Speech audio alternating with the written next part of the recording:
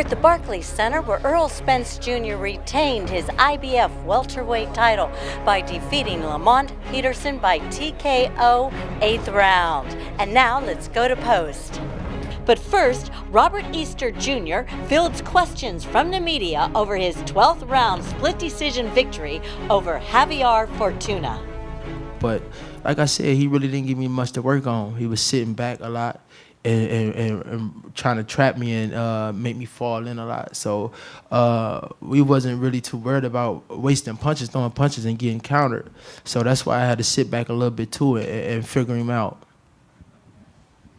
Robert, because he did not make weight, do you feel that he doesn't deserve a rematch because he didn't do what he was supposed to going in? Yeah, that was unprofessional. If he hollering rematch, but you had a chance to win the belt tonight. You know, he had well over time to prepare for this fight. He knew before we even knew. You know, I didn't know who he was fighting until 6 weeks ahead of time. You know, he knew. It's hard to ask for a rematch when you blow the weight on a title shot opportunity, moving up to a new weight class. And it's also hard to argue you won a fight when you fought a champion and it was a hotly contested close fight and you didn't make the weight. Yeah. So, I mean, you know, there's no accident we're sitting up here right now and he's still champion. So having said that, you don't want to fight him again? Fights like this, it really don't make sense. Like I said, man, I'm ready to unify these titles, man. I'm ready to put the best up against the best. You know, that's what I've been working for and trying to get these unification bouts. All these other fights is unnecessary. Fortuna's a world-class fighter. He might want to think about getting down a weight class. What? I'm sorry, I said Fortuna is a world-class fighter, but he may want to consider, you know, looking at his weight and going down maybe where he belongs in weight. Yeah, but you know what? It's so weird. You move up in weight, you're supposed to have an easier time making weight, but that's not often how it works. You know, you're not used to making weight at that new weight class. You think you have more slack, you get fatter, and then you have to try to make weight. But this guy came here and he did what he was supposed to do as the champion. He got on the scale, he made weight. The other kid didn't. And I made the second weight too. You got to take. You know what? We couldn't have taken the belt right now under the rules of boxing. He wasn't able to tonight. But just even like in a general sense, in the people sense, you want to take the belt from the champion. You gotta win clearly. And if you didn't make weight and you didn't win clearly, then you don't have a lot of right to complain. That's just my 2 cents. A salute on the win tonight, champ. Thank you. I appreciate it. Do you think tonight, gritting it out like this, being away from home, do you think this is the type of performance that will get the fans behind you to push us towards the unification fights that you seek? My performance definitely could have been better.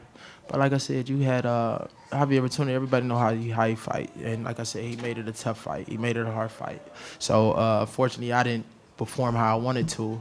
But like I said, that still shouldn't be no excuse for the champions to fight the champions. That don't make sense. How was it being on the road? I know the last 2 fights were back at home. I'm sure you were bugged a lot for a lot of different promotional requests and all of that. How was it to be on the road and just come in and fight? You forgot, before I won a title out of town. You know, I fought my whole career out of town. Them 2 fights that I had in the city was, you know, saying just to bring back my hometown and show love. So I've been used to fighting out of town. You know, that's no problem. That's my 2 cents. So, champ, great fight tonight. Thank you. Would you say that Javier presented you challenges different than other guys you faced in your career? That he tested you in a different kind of way? Or do you feel that it was just another night of work? It was another night of work. Every fighter presents a challenge, you know, no matter who they is. You know, it's all about adjustments being made in the ring, you know. So really not. It was just like any other hard fighter. One last question. Sorry I'm late. I apologize. I wanted to ask what grade you give yourself. I want to give Fortuna a lot of credit. I thought he was slick and crafty, really a great ring general. I would rather do that than maybe some people are busting on what maybe you didn't do, but I want to give Fortuna a lot of credit. He was really slick and crafty to me. Of course. I thought he fought a great fight. Yeah, of course, he fought a great fight for himself. You know, trying to survive from the first round to the 12th. He used plenty of tricky tactics. You know, like I said, he made that fight hard for me. You know, but it was for his plan was just to survive. Everybody knew that. Everybody seen that. You know, so like. Rematch, what would you do differently? It would be no rematch. Like I said, man, we unified to these titles, man. I'm tired of fighting these fighters that I don't have to fight. And You staying at 135? of course, I made way easy. Perfect. Thanks, guys. Let's give Robert a round of applause. Who I want next? Y'all know who I want next. You know, I've been calling out these champions for so long. You know, I'm kind of getting bored of saying their name. I kind of feel like I'm their best friends. I say their name so much, but y'all know who I want. I want these champions off top. Thank you, champ. We're at the Barclays Center where Errol Spence Jr. retained his IBF welterweight title by defeating Lamont Peterson by TKO 8th round. And now let's go to post. The point I'm making is this is not a boisterous guy. This is not a guy that sits there and screams and yells to get attention. This is a guy that's getting his attention because what he's doing in a squared circle. This is a guy that's doing it in the frigging ring. And there were 12,000 people here tonight, and a lot of those people, most of those people, were here to see Errol Spence Jr. So is he catching on? Yeah, he's unquestionably catching on. And you also have to remember, and people forget this, and some of this is lost in what PBC has accomplished, that when he fought Bundu, 5 million people plus watched him. You know, Errol Spence has been seen by a lot of people. And those. Get him back on the network? I don't know, but I mean, like, look, I think Showtime's not a bad home to have, but the point I'm making is he's been seen by a lot of people, and what those people are seeing, they're seeing the best in boxing. That's what they're seeing. You know, I've been in this game too long at this point, 28 years, and I mean, at this stage of a fighter's career, where he is right now, I haven't seen many more talented kids than this. Look, boxing's a business, and including the championship organizations, and a unification fight trumps a mandatory. And money trumps everything. Well, first of all, he hasn't fought yet at 147. Oh, he's going to fight at 147. Yeah, and he's going to win because he's fighting Jeff Horn. But How realistic is a Spence and Crawford fight or Thurman and Crawford fight? anything is realistic that can make enough money. Anything is real. Now, that being said, like, I don't expect that you're going to see that. I think you'll see a Thurman Errol Spence fight before you'll see either one of them fight Crawford, because it's simply easier to make. And you know, Aram's out there with ESPN doing his thing, and no one's sitting there hating on him. He's entitled to do his thing, and you know, he's out there and he's investing his own money in it. But it's also probably no surprise that investing his own money, he'd want to probably use his own guys. So, like, you know, I don't think that fight, anyone's starting negotiations on one of those fights soon. I think you're far more likely when you know, down the line to see the guys that are more accessible for Errol to be fighting Errol. And there's not a lack of talent at welterweight. It's a really rich division. So, I mean, there are fights to make. By the way, you think Bob Arum is sitting in Las Vegas right now saying to himself, oh, damn, I'd really like to put Crawford in with Errol Spence. Man, that's really what I'd like to do right now. ESPN, get ready, because I'm gonna spend my own money to get my guy beaten. I doubt it. I think you saw a really good matchup tonight. The fact that one guy dominated another one doesn't change the fact you saw a good matchup tonight. And by the way, when someone's good enough, they're going to dominate a lot of fucking people. So if you think that, like, it's so easy to find guys that Errol Spence isn't going to beat up, you're probably wrong. And by the way, like, it's not like Keith Thurman's running away from Errol Spence. Keith Thurman had surgery, hasn't fought in a year. I mean, when he comes back, is he going to come back to this guy? No.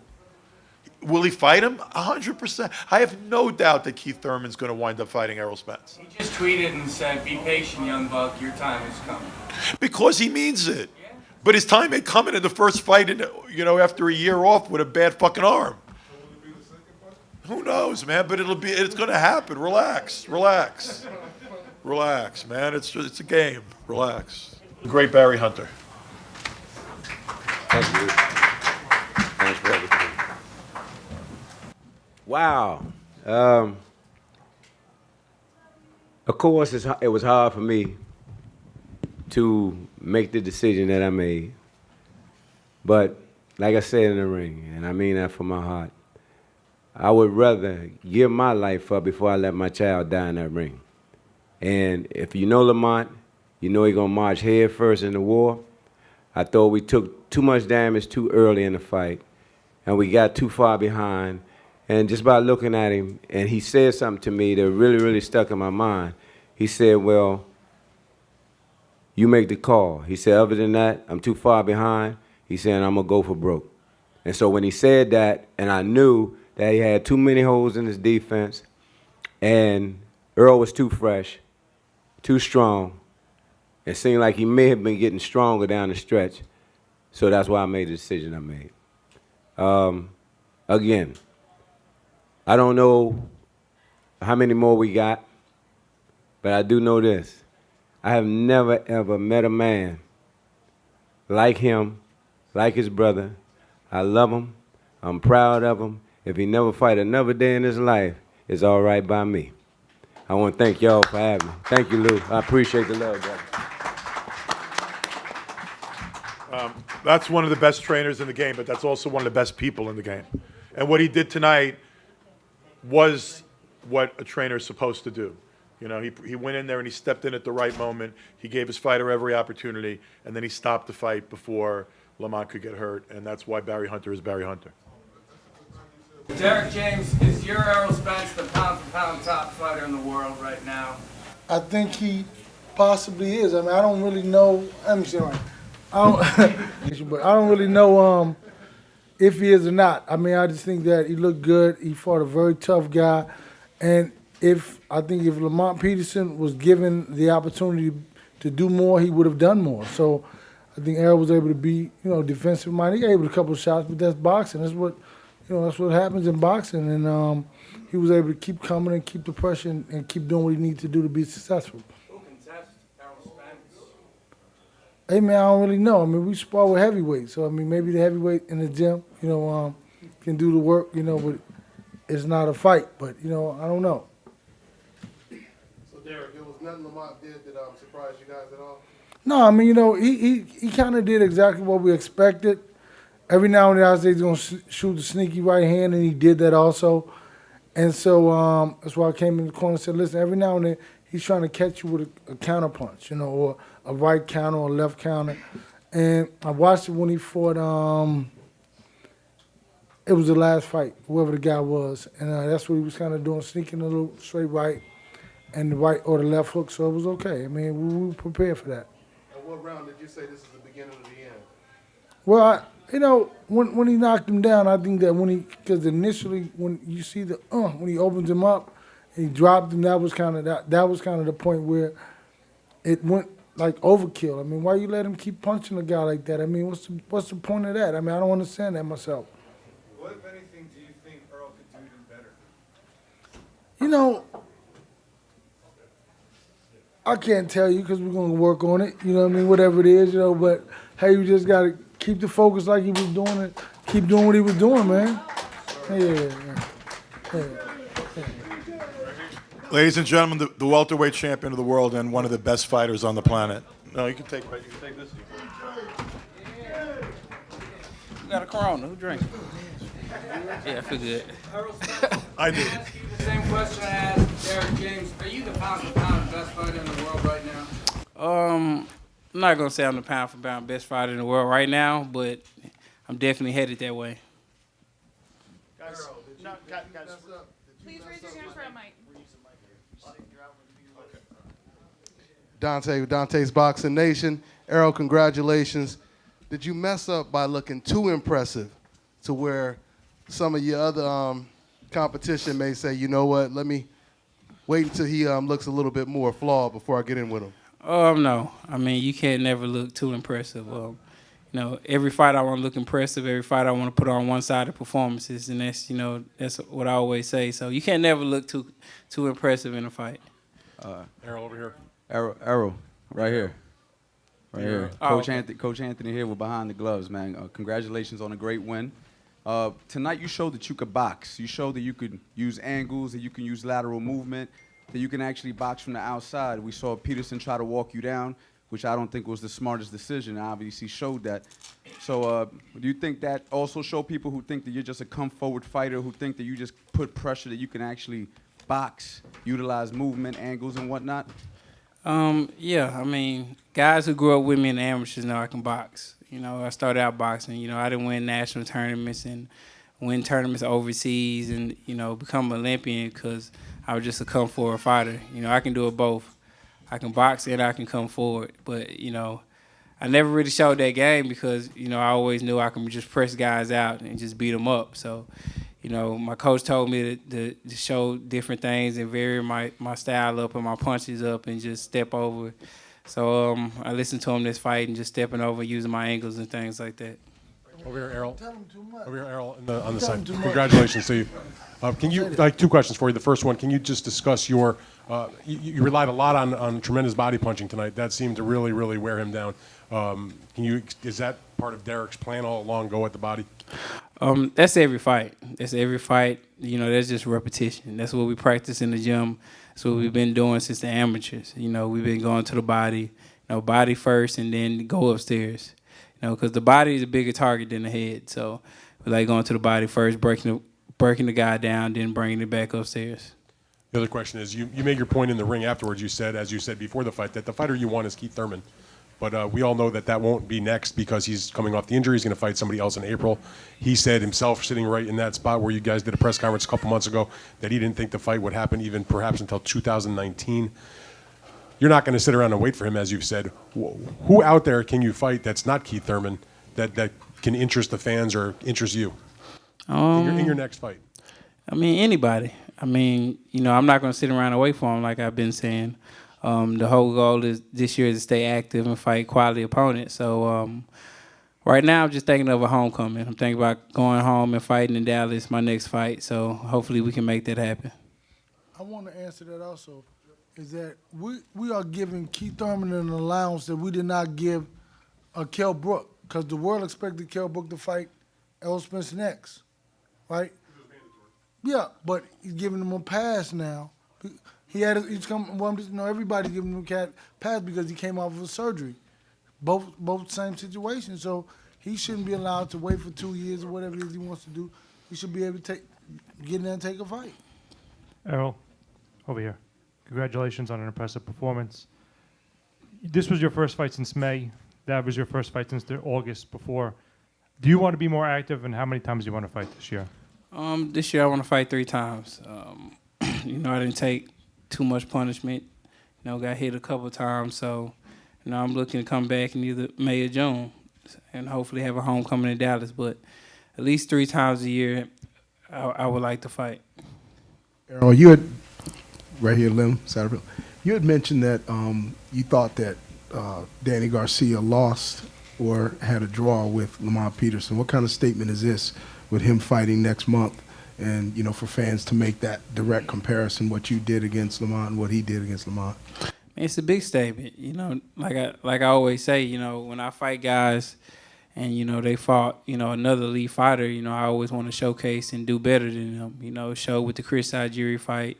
He fought Pacquiao. Show with the Bundu fight when he fought Keith Thurman with 12 rounds. It's been showing, Kell Brook and the other fighters. So, I wanted to show that, it wasn't an easy fight. It was a lot of thought going into the fight and a lot, especially in the inside and in the ring, because Lamont a crafty fighter. And if you back up from him, if he senses any type of weakness, Lamont's going to come forward. So, my coach came up with a great game plan and, made it look kind of easy. So you go into the ring with a conscious decision of making that direct comparison and finishing stronger than somebody else? Not going in the ring, but, doing training, we make a conscious, I think about that. I watched the Danny Garcia Lamont fight.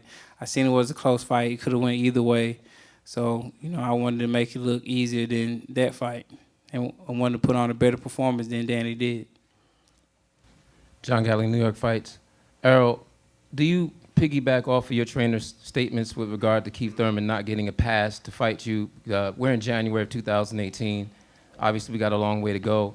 Do you see any reason why that fight shouldn't be made this year? When I interviewed him earlier this month, he indicated that a lot of things regarding yourself was a little overblown, and that he's a bigger puncher than Kell Brook because he hurt Sean Porter a couple times in that fight, and Brook wasn't able to hurt him. What do you think about the likelihood of that fight if Keith Thurman is able to come back and, let's say, April looks pretty good?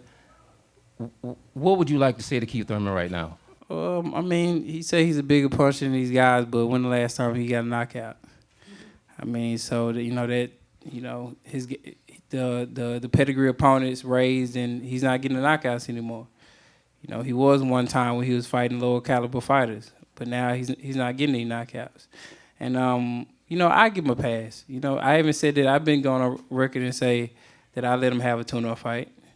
He's been out for a while. He just come off an injury, have a tune-up fight. But after that, it should be me. In 2018? Yeah, 2018. This is the beginning of the year. This is January. You have a tune-up fight March, April. Then we can fight at the end of the year. Coach Anthony here with Behind the Gloves again. I have another question for you. So you beat Kell Brook, you beat Lamont Peterson. Do you feel that you beat, like out of all the guys in the 147 division, do you feel like you already beat the two best fighters? And if not, who do you think would be your toughest challenge at 147, other than obviously a Keith Thurman as a name, but who else is out there? Who else would you like to fight? With Lamont, he is a top 5 fighter in the welterweight division. With Kell Brook, before I beat him, everybody was saying, arguably he was the best welterweight in the division. He was a big guy. He was real sharp. He was a guy who could box and bang. It's a lot of guys for me to fight. Would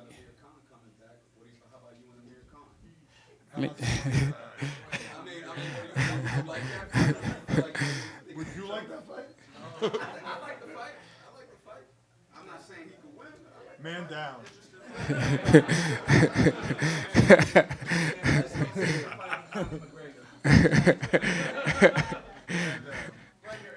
Hey, Errol, correct. TBA Boxing Talk, Dallas, Texas. Hey, what up, man? Before this fight, a lot of people were saying, oh, Errol can't move his head, he can't box. They said you was just a come-forward fighter. Did you show everybody tonight your full arsenal? I've been told people I can do it all. Like I said before, nobody really made me box, or nobody really made me, move my head or use angles and things like that. Even with my coach, why don't you, I do it in sparring all the time. My coach in the fight, he's like, why don't you use your angles? Why ain't you moving, doing this? Because I didn't have to. And just today, I just felt like boxing and using my angles and things like that. But you see at the end of the round, I start coming forward. Errol, Chris Connor here, Last Call Radio Show. Congratulations on your performance first. We're in an era now where talking trash, Twitter feuds, Instagram posts, that's how you become a big star, whether it's Connor, whether it's Floyd, whether it's Adrian. That's not you. You're not a guy who likes to talk trash. How do you build your brand of it? How do you become a guy who can, captivate people who are non-boxing fans, casual fans, when you don't want to go on Twitter, you don't want to go on Facebook, and I'm guessing you don't want to be one of those guys who acts like an idiot?